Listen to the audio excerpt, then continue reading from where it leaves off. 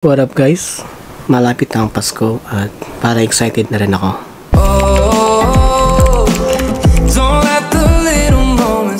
For this video guys ay pupunta tayo ng simbahan at syempre madaling araw, 3 o'clock pa lang madaling araw at actually first time kong magsimba dito na madaling araw. Nakapagsimba na ako doon sa probinsya pero gusto kong ma-experience kung ano ang experience talaga dito sa Maynila pag simbang gabi. Hindi siya matawag na simbang gabi kasi madaling araw, simbahan na madaling araw. So kaya gusto kong ma-experience yung simbahan na madaling araw.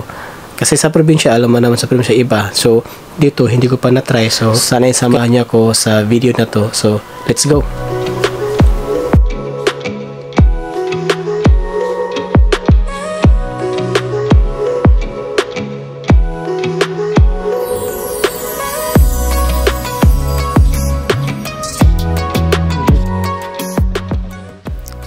Medyo may kalayuan pa ang simbahan dito, kaya need namin na sumakay pa ng jeep.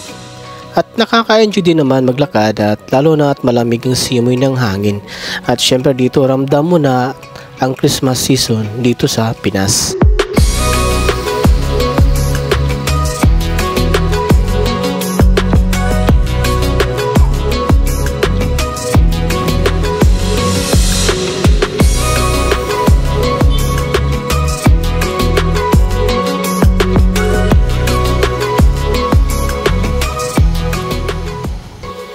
Hindi pa nagsisimula ang misa at kunti pa lang ang tao sa loob.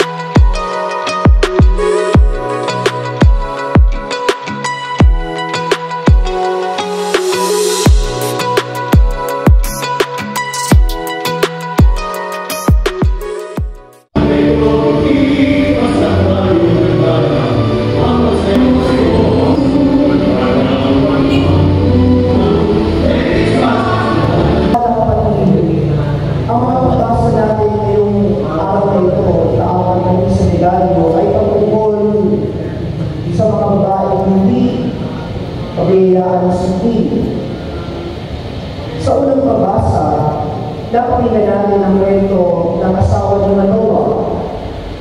Hindi ba buntis sapagkat siya ay baog?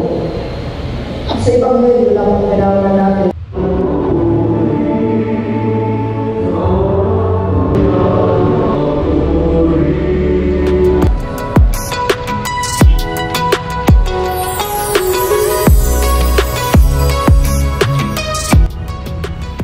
At pagkatapos ng misa ay hindi mawawala ang puto bongbong at bibingka na pinipilahan talaga.